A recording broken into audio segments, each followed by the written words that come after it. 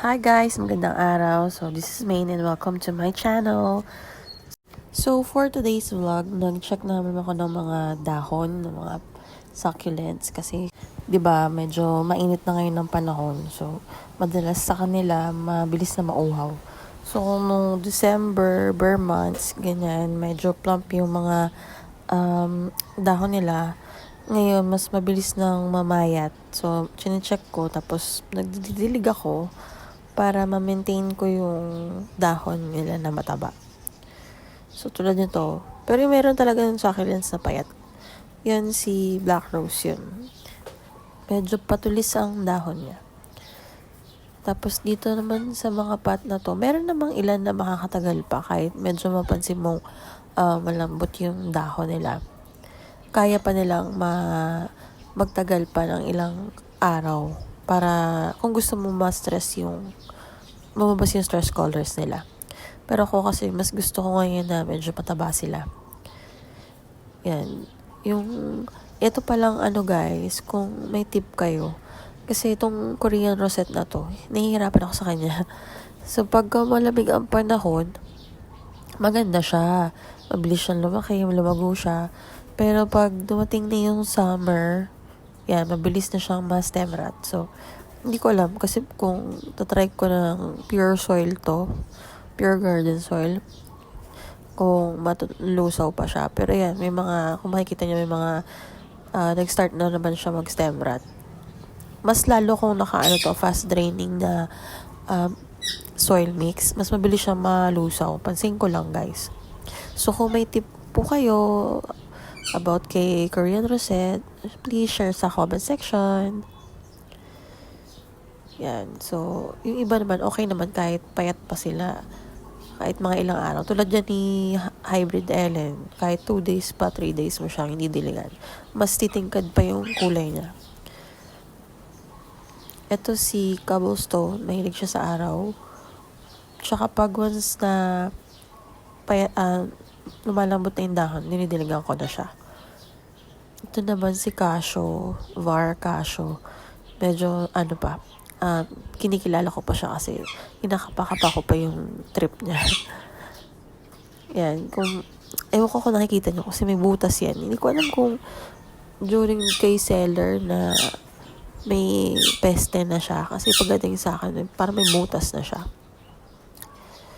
Pero buti na lang, pati yun na siya nung nakita ko siya. So yan, medyo may ugat naman siya nung nilagay ko siya dyan. Tapos yung katabi niya si Orange Lover. Mahilig si Orange Lover pero payat siya. Baka kailangan ko ito i-repat. Pero kasi pagka ganyan parang nakakaawa ng ilipat ng pot. Siguro i-cut ko na lang yung ibang niya.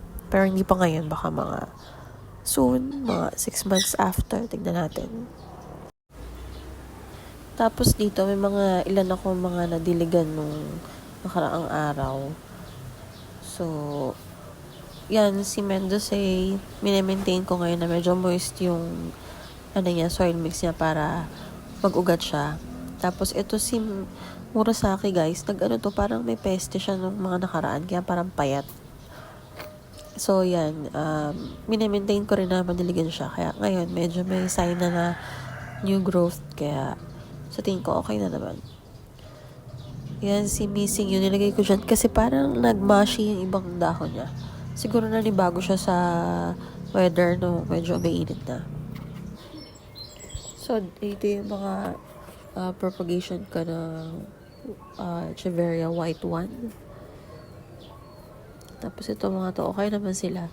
So ngayon, pagka nagpapa-acclimatize ako ng mga Echeverias, dati kasi hindi ko binabasa. Usually mga 1 month after pa. Kaya lang kasi, parang napapansin ko, mas prone sila na lapitan ng mga mealybugs.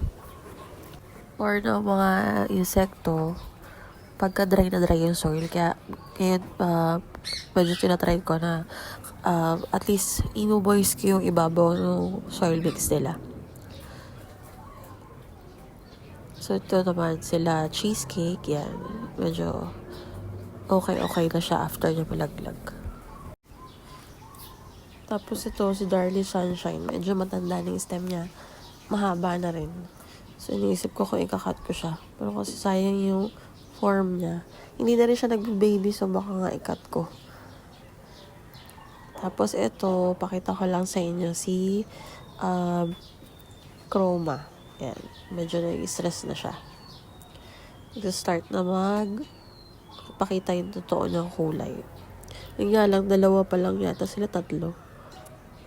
Sana yung susunod yung 3 rin. Mahirap talaga daw yung stress, guys. Sobra. Yung dati ko nito na-stress ko lang kasi talagang konting tubig lang bibigay ko. Tapos naka-fast draining. Kaya lang yun nga, mapapansin mo. Liliit siya. Kagaya nito, lumiliit na rin yung pinaka bagong usbong niya. Kasi nga ganun yung ginagawa ko. Konting tubig lang. Tapos yung iba, kagaya nito ni Amoena, matibay siya sa init. Hindi siya din mabilis mauhaw. So, mga once a week ko lang yung diligan. Or kapag malambot na yung mga lower leaves niya. Yan si Pink Champagne. Yan, wala namang problema dyan. Matibay siya sa init. Gusto niya yung araw. Ito naman, Icy Purple. Madungis na siya kasi tamaan ng ibon lagi. Tapos ito naman, guys, pakita ko lang sa inyo itsura dito pag na siya, mga 2 o'clock ng hapon. Yan, isip ko lang pumasok kasi maganda yung panahon dyan. Mainit siya pero mahangin. So, parang mas maganda siyang i-video pag ganyang oras. Hindi masyadong mainit. Tapos, may araw pa rin dyan, guys. Pero parang matawag doon, dappled sunlight. Kasi may puno dyan sa likod nila eh. So, medyo sila. Naarawa pa rin konti. Yan si Supreme. Mabilis pumayat yung dahon niya. So, parang mas madalas akong magdilig sa kanya. Kasi napapansin ko na kaya parang siyang lumiliit agad pala kasi mabilis maubos yung dahon niya. Ina-absorb niya agad kasi mabilis ma-dry yung medium niya. So, natinry ko kung didiligan ko siya ng mas madalas. So, buti na lang itong nasa harapan. Medyo nasalba ko pa yung itsura niya. Gagaya doon sa likod kasi medyo nabugbog yun sa araw. Kasi nung nasa taas sila, siya yung nakaharap sa sunlight. So, siya yung mabilis naglagas. Ito rin, si Hakuho. Si Hakuho, pagka ganitong nagta-transition na sa summer, medyo nag-iingat na ako sa kanya kasi nung last year, nag-stem rot siya. Mahaba na sana siya. Tapos one root lang sila dati. Taso nga na stem rot kasi parang biglang uminit. Tapos nililigan ko siya noong gabi. So, basa pa yung soil mix. Yun lang, yung nakita ko na lang, yung mga sanga-sanga niya. Kaya ginupit ko, pinutulang ko, tapos tinanim ko sila ulit dyan. Pero ngayon, tingin mo, after 1 year, mahaba na naman siya. Kaya baka, iisip ko kung papalitan ko yung soil mix, tapos i-cut ko sila. So ngayon guys, medyo unti-unti, nagpapalit ako ng soil mix ko kasi parang mas gusto ko na yung mas maraming garden soil. Kasi parang pansin ko, mas maganda yung itsura ng mga succulents ngayon na mas maraming garden soil. Pero ito nabibili ko sa Shopee, hindi daw siya pure garden soil eh. May halo na rin siyang ipa. Tapos parang may rice hull at saka may coco peat. So, parang fast draining na rin siya. Itong 3 to, may river sand to. So, kaya fast draining din kahit maraming garden soil. Kaya titignan ko pa baka titignan ko siya na garden soil. Kasi sobrang bilis din nila matuyuan. Ayan yung garden soil ko guys. Kung makikita nyo, mayroon siyang ipa. Tapos meron pa parang carbonized rice hull yan eh. Tapos itong mga to, ayan, okay naman sila. Medyo nag-acclimatize na. Ito si Hiberion, nagpipink na siya. Dito sa pwesto nila, hanggang morning sun lang ata sila dyan. So, kaya pa paano sakto lang yung posisyon nila. Tapos ito, may mga sides na si RZ, may mga sides na parang nabigla sa araw. Kasi diba sa taas, wala siyang araw doon. Tapos binaba ko siya dito. So, parang meron siyang sunburn. Tapos guys, parang gusto ko rin i-repat yan. Kasi ang dami na niya babies. Ito naman si Miyul.